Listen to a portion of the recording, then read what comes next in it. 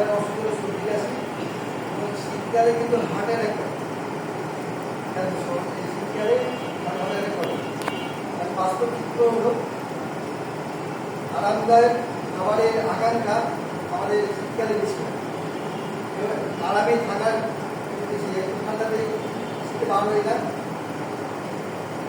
আমাদের বেশিরভাগই জন্য শীতকালে কোনো প্রয়োজনীয় জিনিসপত্র সে যত তাড়াতাড়ি সম্ভব আরামদায়ক বিছানা এবং কম্বলে আরামের দিকে ইচ্ছে করা। তাপমাত্রা কমার সাথে সাথে বাইরে বের হওয়া আরো কঠিন হয়ে যাবে। ব্যায়াম ও স্বাস্থ্যকর খাবারটা দূরে করা। শীতকালে যদি আমরা সক্রিয় থাকি এবং ফিটনেসের পথে আরো ক্রমশ আগে থাকলে আমরা এইসব রোগ থেকে রক্ষা পাবো।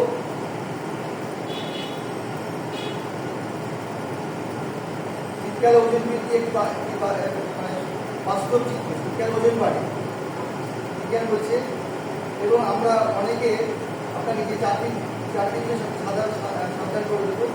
এক নম্বর হলো ঘরে থাকা স্বাভাবিক তাগিদ থেকে আমরা শীতকালে ঘরে থাকি, শীতকালে একটু কাজ থেকে ঘরে ঢুকে যাই।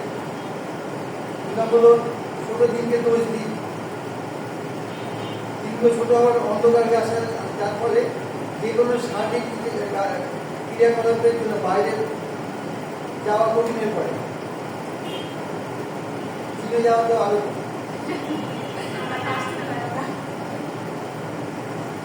শীতকালে আমাদের জাঙ্ক ফুডের প্রতি আকাঙ্ক্ষা বাড়ে। বাজার দিয়ে জাঙ্ক ফুডের প্রতি আকাঙ্ক্ষা বাড়ে, তাতে আমাদের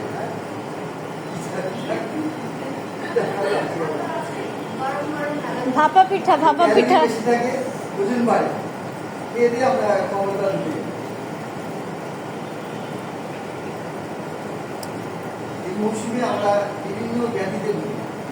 এই মৌসুমে আমরা সাধারণ মাঝে মাঝে রিসার্চ হয়েছে, যারা সর্দি করে সর্দিকে সবাই যাবে, যারা সর্দি করে তারা 2 থেকে 3 দিনের মধ্যে রিকভার করবে। যারা করে না 6 থেকে 7 দিন লাগবে রিসার্চ করতে। আর শীতকালে হলে আমাদের ওজন বৃদ্ধির কারণ আর বিভিন্ন অসুবিধা।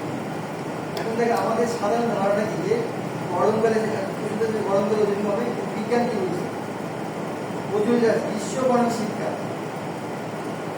আমরা সকলে বিশ্বাস করি যে গ্রীষ্মকালের ওজন কমানোর জন্য সবচেয়ে ভালো সময়।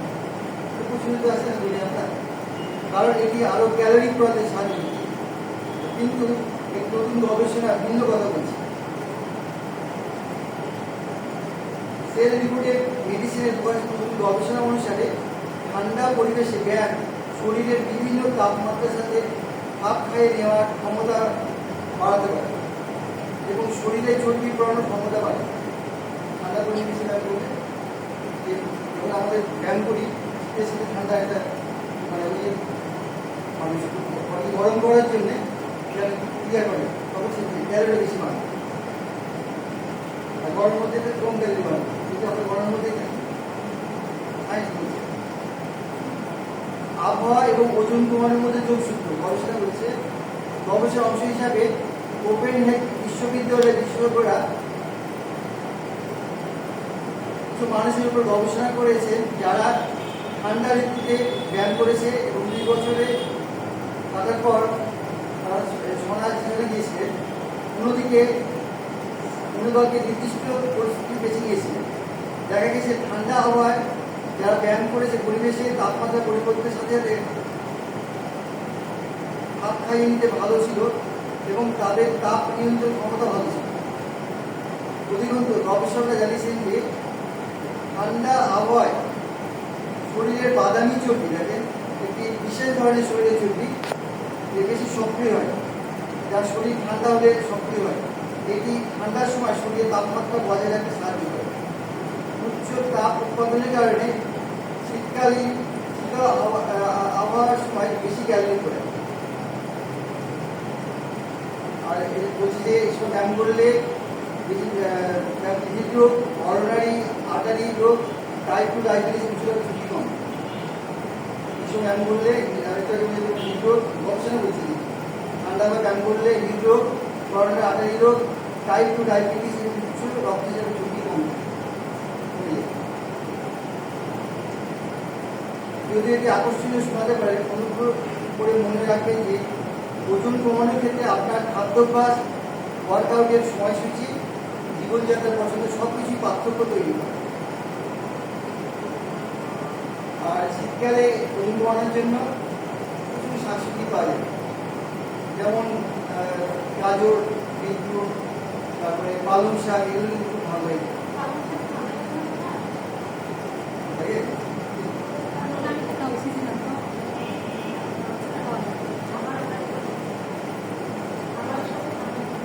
শীতকালে ওজন কমাতে সাহায্য করতে পারে এমন তিনটে জীবনযাত্রা জীবনধারা পরিবর্তন করুন।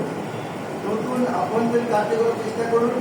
ঠান্ডা আবহাওয়ায় নতুন আভ্যন্তরীণ শারীরিক ক্রিয়াকলাপ চেষ্টা করার সুযোগ দিতে হবে। আপনি সিঁড়িতে উঠবেন, তীব্রতর কার্য করবেন, পায়ের ওয়ার্কআউট করতে পারেন।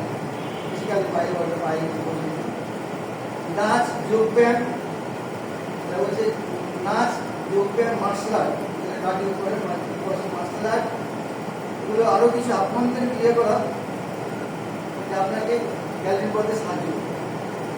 মানসম্পন্ন ঘুমের উপর মনোযোগ দিতে হবে। গবেষণা দেখা গেছে পর্যাপ্ত ঘুম না হলে ওজন বাড়তে পারে, কিন্তু শীতকালে আপনাকে আরও বেশি ঘুম পেতে সাহায্য করতে পারে, যা ওজন কমাতে সাহায্য করতে পারে। হালকা গরম পানি পান করতে হবে। শীতকালে অনেকেই কম পানি পান করে, যার ফলে পানি শূন্যতা, ক্ষুধা বৃদ্ধি এবং শরীরে চর্বি পোড়ানোর ক্ষমতা হ্রাস পেতে পারে। হালকা গরম পানি পান করলে রক্ত সঞ্চালন বৃদ্ধি পায়, চর্বি জমা ভেঙে যায় এবং শরীরে তাপমাত্রা বজায় রাখতে সাহায্য করে। ধন্যবাদ সবাইকে।